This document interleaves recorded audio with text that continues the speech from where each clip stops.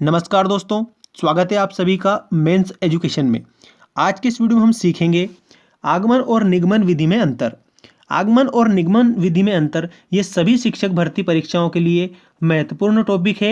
हर परीक्षा में कम से कम 2 से लेकर के तो 3 क्वेश्चन अवश्य आगमन और निगमन विधि से पूछे जाते हैं। ठीक है, आइए स्टार्ट करते हैं और ये जानते हैं कि आगमन विधि में क्या होता है और निगमन विधि में क्या होता है।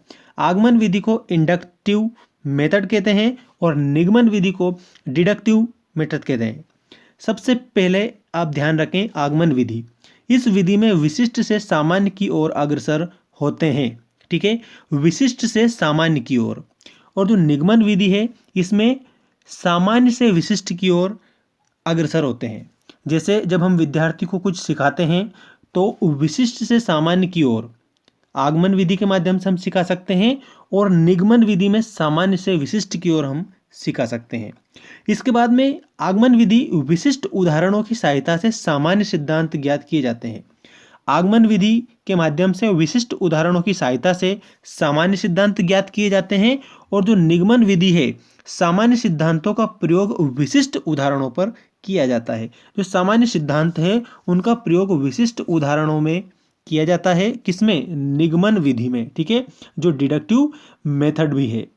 अब इसमें आपको याद रखना है आगमन विधि में इसमें बालक स्वयं नियमों तथा सिद्धांतों का पता लगाते हैं।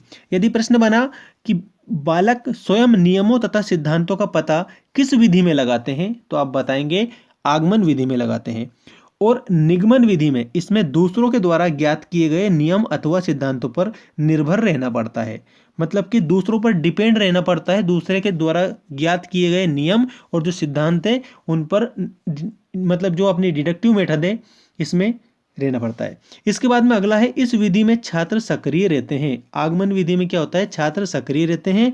और जो निगमन विधि है इस विधि में अध्यापक को अधिक परिश्रम करना पड़ता है, छात्र निष्क्रिय होता है। ठीक है, आगमन विधि में तो जो छात्र हैं जो स्टूडेंट हैं वो सक्रिय होते हैं और जो निगमन विधि है इसमें क्या होता है कि ये इसमें अध्यापक को अधिक परिश्रम करना पड़ता है और जो छात्र हैं वो निष्क्रिय रहते हैं।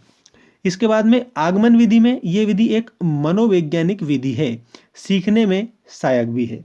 और जो निगमन विधि है ये विधि मनोविज्ञान के सिद्धांतों पर आधारित नहीं है, किंतु विद्यार्थियों को अधिक ज्ञान दिया जा सकता है।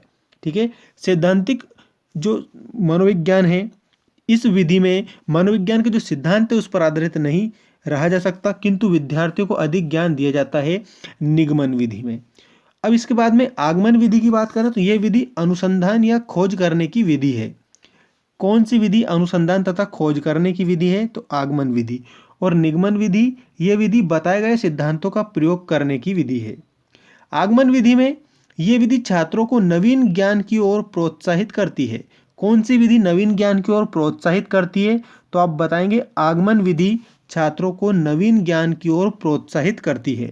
और जो निगमन विधि है इस विधि में छात्रों को नवीन ज्ञान प्राप्त करने के अवसर नहीं मिलते हैं। निगमन विधि में क्या होता है? छात्रों को नया ज्ञान प्राप्त करने का अवसर नहीं मिलता है, आगमन विधि में मिल जाता है।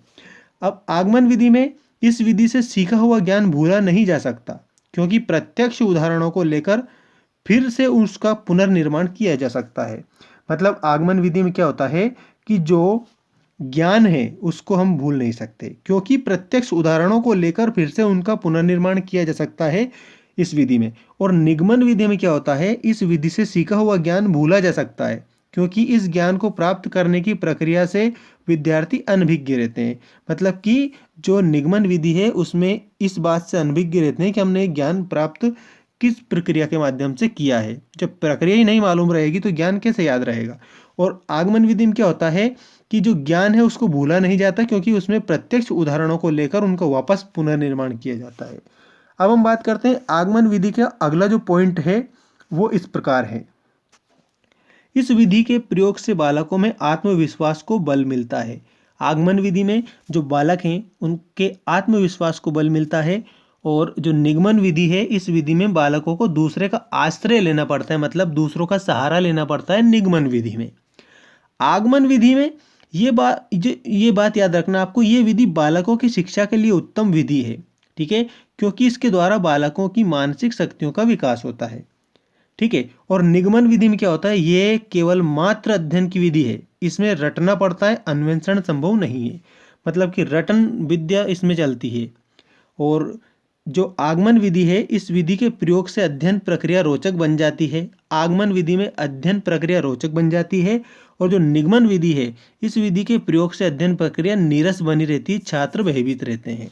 ठीक है, निगमन विधि में मतलब कहने का अर्थ ये है कि जो निगमन विधि है उसमें कई दोष भी हमें देखने को मिलते हैं। ठीक है, आज की इस वीडियो में हमने क्या जाना कि आगमन और निगमन विधि में क्या अंतर है। सबसे पहला अंतर आप अच्छे से याद रखें कि जो आगमन विधि उसमें विशिष्ट से सामान्य की ओर अग्रसर होते हैं, और जो निगमन है उसमें सामान्य से विशिष्ट की ओर अग्रसर होते हैं। ठीक है, और जो आगमन विधि है उसमें विशिष्ट उदाहरणों की सहायता से सामान्य सिद्धांत ज्ञात किए जाते हैं, और सामान्य सिद्धांतों का प्रयोग करके विशिष्ट उदाहरण इसमें निकाले जाते हैं निगमन विधि में। ठीक है,